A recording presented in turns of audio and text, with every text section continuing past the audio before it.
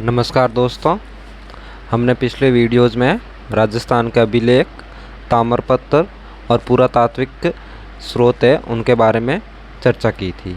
तो आज हम उससे आगे पढ़ेंगे। आज हम पढ़ेंगे राजस्थान की प्रमुख सभ्यताएं। तो आज का हमारा टॉपिक है राजस्थान की सभ्यताएं।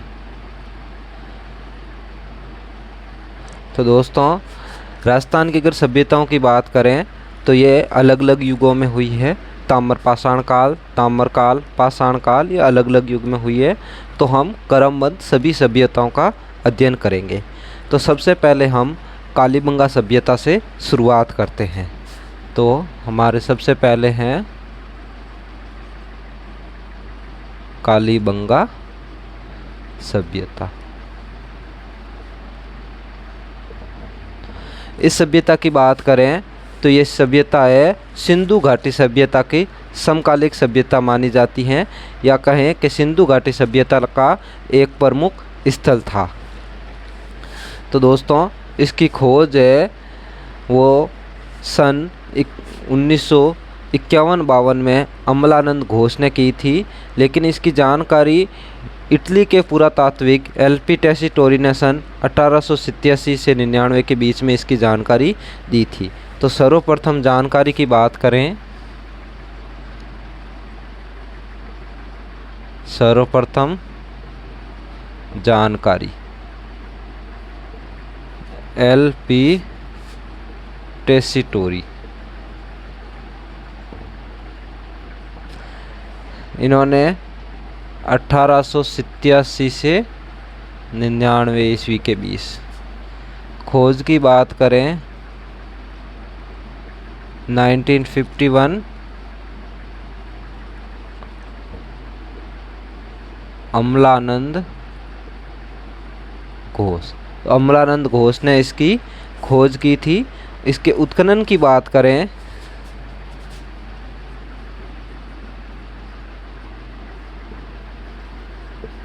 बीबी लाल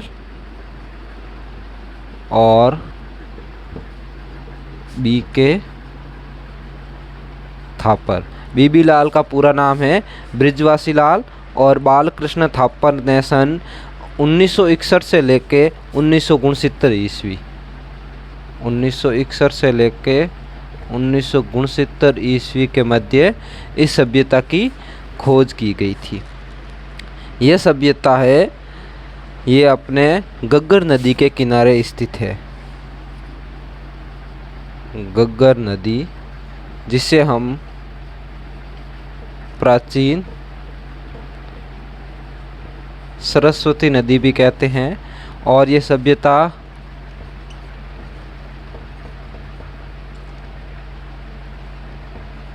हनुमानगढ़ जिले में स्थित है।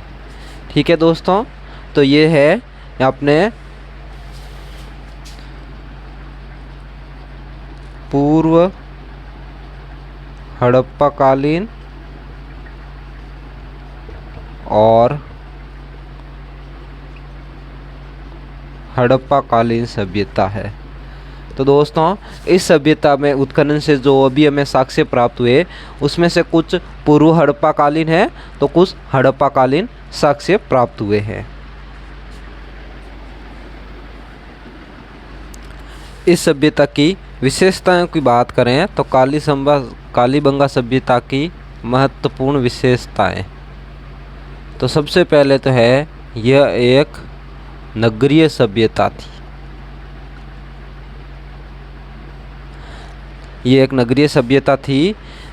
इसके उत्खनन से हमें 5 स्तर के प्रमाण मिले हैं। उत्खनन में 5 स्तर, जिसमें से 2 स्तर है वो हड़प्पा से प्राचीन है, 2 स्तर पूर्व हड़प्पा कालीन, और 3 स्तर है वो हड़प्पा कालीन मिले हैं। ठीक है दोस्तों, ये नगरीय सभ्यता थी। तो इसकी जो सड़कें हैं वो समकोण पर काटती है, समकोण पर काटती सड़कें। अगला है पानी निकास के लिए पक्की हुई और ढकी और पक्की नालियों की व्यवस्था थी। ठीक है, प्रमुख सामूहिक तंदूर मिले हैं। इसके अलावा यहाँ पर दोहरा परकोटा मतलब कि कालीबंगा नगर है वो एक प्राचीर से घिरा हुआ था, तो ये दोहरे परकोटे वाली सभ्यता थी। इसमें से कुल 7 अग्निवेदिकाएँ मिली हैं और इससे एक बेलनाकार मोहर मिली है जिसका संबंध मेसोपोटामिया से बताया जाता है। तो एक बेलनाकार मोहर मिली है।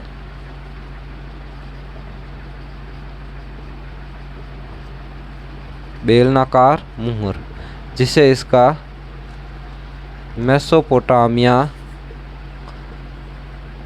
से संबंध का पता चलता है, मतलब इसके विदेशी व्यापारिक संबंध का भी पता चलता है। इसमें सामूहिक तंदूर मिला है। ठीक है, पक्की और ढकी हुई नालियाँ मिली हैं। इसके अलावा यहाँ से 7 अग्निवेदिकाएँ मिली है। 7 अग्निवेदिकाएँ मिली हैं। ठीक है, एक अंडाकार कब्र मिली है। अंडाकार कब्र मिली है जिसका इसमें नाम बताया गया है चिरायु कब्र। चिरायु कब्र जो अंडाकार है। ठीक है, इसमें नगर नियोजन बहुत शानदार था, जैसे कि आधुनिक राजस्थान का जो जयपुर नगर है बिल्कुल वैसा का वैसा इसका नगर नियोजन था। ठीक है, इनकी मुख्य फसलों की बात करें तो गेहूं और जौ,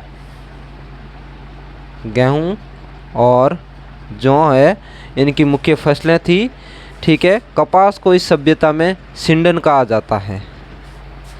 कपास का नाम है, इसमें कपास को सिंडन कहा जाता है। ये यहाँ पर सौ को लोग गाड़ते थे, सौ के साथ बर्तन गहने आदि रखते थे, मतलब कि इस सभ्यता के लोग हैं वो पुनर्जन्म में विश्वास करते थे। पुनर्जन्म में विश्वास, क्योंकि जब शव को दफनाते थे या ज़मीन में गाड़ते थे तो उनके साथ बर्तन और गहने आदि ये साथ में रखते थे। यहाँ से जो भी मर्दबांड प्राप्त हुए उन्हें सौथी मर्दबांड कहा जाता है। ये नाम अमलानंद घोष ने दिया था। तो ये अपने कालीबंगा सभ्यता की कुछ महत्वपूर्ण बातें हो गई। इसकी खोज है 1951-52 में अमलानंद घोष ने की थी और इसका जो विस्तृत उत्खनन है 1961 से लेकर 1969 तक बृजवासी लाल और बाल कृष्ण थापर के नेतृत्व में किया गया। ये प्राचीन सरस्वती वर्तमान घग्गर नदी के किनारे स्थित है।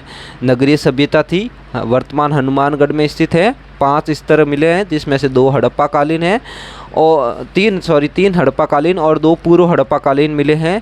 अंडाकार कब्र मिली है जिसे चिरायु कब्र कहते हैं। बेलनाकार मोहरें मिली हैं जो कि मेसोपोटामिया से संबंध को दर्शाते हैं। इसमें से 7 अग्निवेदिकाएँ मिली हैं।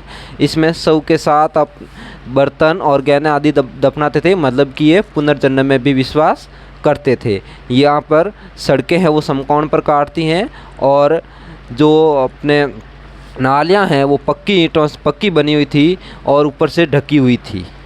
ये अपने कालीबंगा सभ्यता की कुछ महत्वपूर्ण बातें हो गई।